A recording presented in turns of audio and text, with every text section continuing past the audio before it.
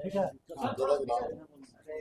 Sir, Bihar के कानून व्यवस्था पे विपक्ष लगातार सवाल उठा रहा है। आज भी सुबह सुबह एक एनकाउंटर हुई है। देखिए, विपक्ष क्यों नहीं उठाएगा सवाल? उठाना स्वाभाविक है, क्योंकि आज नहीं बहुत पहले से कह रहे हैं हम कि बिहार में लॉ एंड ऑर्डर खराब करने की पूरी जिम्मेदारी हमारे राजद के कार्यकर्ताओं पर है। चाहे भूमि विवाद हो, चाहे बलात्कार हो, चाहे लूट हो, चाहे हत्या हो। और सम्राट चौधरी जी को धन्यवाद देते हैं कि आते आते इन्होंने सचमुच में एक कड़ा निर्णय लिया है। और कहा भी गया है कि बिना न माने जल्दी जड़ गए कई दिन बीत, बोले राम सको बस भय बिन हो ही न प्रीत। तो बिना भय काम किए हुए नहीं वहाँ का लॉ एंड ऑर्डर मेंटेन हो सकता है। इसलिए सम्राट चौधरी जी ने जो एक्शन लिया है, बहुत अप्रोप्रिएट एक्शन लिया है, सुटेबल सामयिक एक्शन लिया है। और जहाँ तक तेजस्वी जी का सवाल है, वो तो कहवे करेंगे, क्योंकि मारे तो जा रहे हैं उन्हीं के कार्यकर्ता। सिवान में इनकाउंटर हुआ है, आरोपी सोनू यादव का इनकाउंटर में उसको ढेर किया गया है। तो इसमें विशेष कहने की जरूरत नहीं थी। इसका जो सवाल तो जवाब वही हो गया कि सब तो वही लोग हैं, और आज तक उनको छोड़ा जा रहा था किसी भी प्रकार से।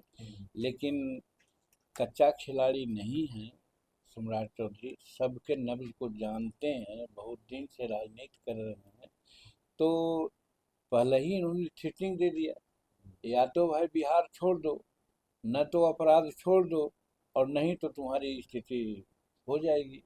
तो आज नहीं छोड़ रहा है, आदत नहीं सुधार रहा है, तो फिर उनका इनकाउंटर हो रहा है। तो इसमें तो सम्राट चौधरी का कोई दोष नहीं है, ये तो कह करके कर रहे हैं। आज सम्राट चौधरी जी से मुलाकात हुई आपकी सर, क्या क्या बातचीत हुई, आपकी आवाज देखिए, सम्राट चौधरी जी की महानता है, ये बड़प्पन है कि बिहार के और जनता दल के, भाजपा के सभी शीर्षस्थ नेताओं से मुख्यमंत्री बनने के बाद और मंत्रिमंडल गठन होने के पहले सबसे कुछ न कुछ अपनी राय ले रहे हैं, चाहे बोल करके स्पष्ट चाहे अस्पष्ट। और ये बड़ी अच्छी चीज़ है, और निर्णय बहुत अच्छा होगा। हमारे के यहाँ भी आए तो हमारे के यहाँ किसी प्रकार की कोई विशेष बात नहीं, सिर्फ बात ये हुई कि हम आज भी आप लोगों से भी कहते हैं कि हमारे मंत्रिमंडल में ये नगर विकास मंत्री थे। आज जो पटना में मेट्रो का जो कंसेप्ट है, ये इन्हीं का कंसेप्ट था। इनको पूरा छूट दिया था कि जाइए दिल्ली और जा करके वहाँ ब्लूप्रिंट बना के ले आइए, और उसी समय लाया गया था। उसी के आधार पर आज पटना में मेट्रो का काम चल रहा है। इसकी भी चर्चा हुई कि भाई आपकी महानता, आपने हमको मदद किया था, आपके साथ थे। तो उनका भी कहना था कि भाई आप तो हमारे पिता के तुल्य हैं, और सब दिन आपके नीचे हम रहे हैं, और आपके यहाँ आ करके आपसे आशीर्वाद लेना हमारा फर्ज था। अब क्या करेंगे, कैसे करेंगे, इस लाइन पर हमने कोई बात नहीं की। सिर्फ यही ज़रूर कहा कि सब लोगों को, सभी समाज के लोगों को, सब क्षेत्र के लोगों को सामंजस्य बैठा करके निर्णय लीजिएगा तो अच्छा होगा। आपकी पार्टी के लिए बेहतर पोर्टफोलियो मिले बिहार सरकार में, संतोष सुमन मंत्री बने तो कुछ बेहतर इस पर देखिए, इस पर कोई बात नहीं हुई है, क्योंकि कोई दूसरा रहता तो मैं बात करता। लेकिन जहाँ एकदम स्पष्ट उन्होंने कहा कि आप मेरा गार्जियन हैं और संतोष मेरा भाई है, तो इसके बाद भी कुछ कहने की बात आती है क्या? अब जो होगा उचित होगा। आज पार्टी की राष्ट्रीय कार्यकारिणी की बैठक होने को लेकर संसद भवन में क्या कुछ एजेंडा रहेगा सर?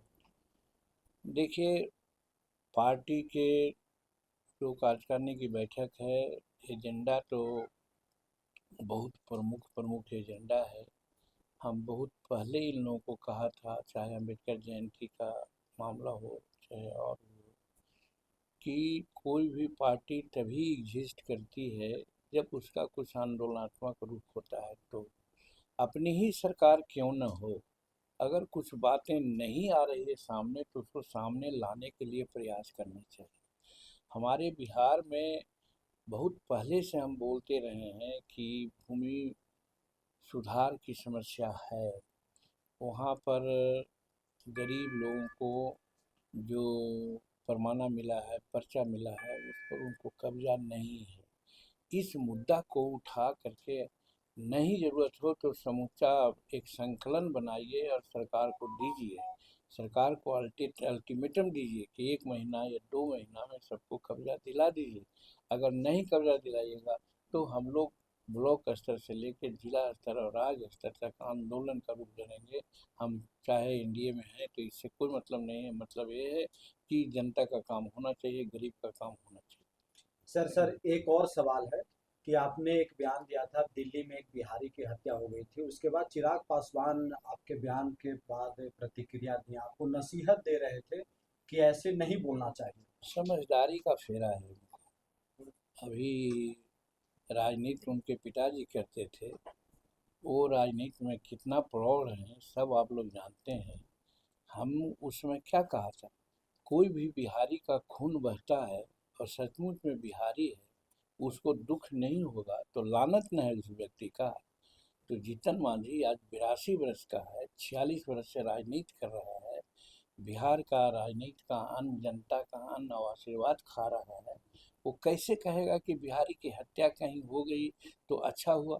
हमने ये कहा था कि आए दिन इस तरह की घटनाएं हो रही है, चाहे बिहार दिल्ली में हो, महाराष्ट्र में हो, गुजरात में हो, अन्य जगहों में हो।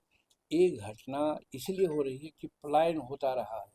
हम कोई ऐसा कार्रवाई करें कि पलायन नहीं हो और फिर ऐसी कार्रवाई करें हम लोग कि जिस राज्य में हमारे आदमी जाते हैं वो सुरक्षित रहें। तो आए दिन ये घटना होती है तो उस पर तो संज्ञान लेना ही चाहिए, लेकिन नहीं लोग ले रहे हैं, ये तकलीफ की बात है। तो इसमें कहाँ है नसीहत देने की बात, कहाँ हमने कहा कि बड़ी अच्छा हो रहा है।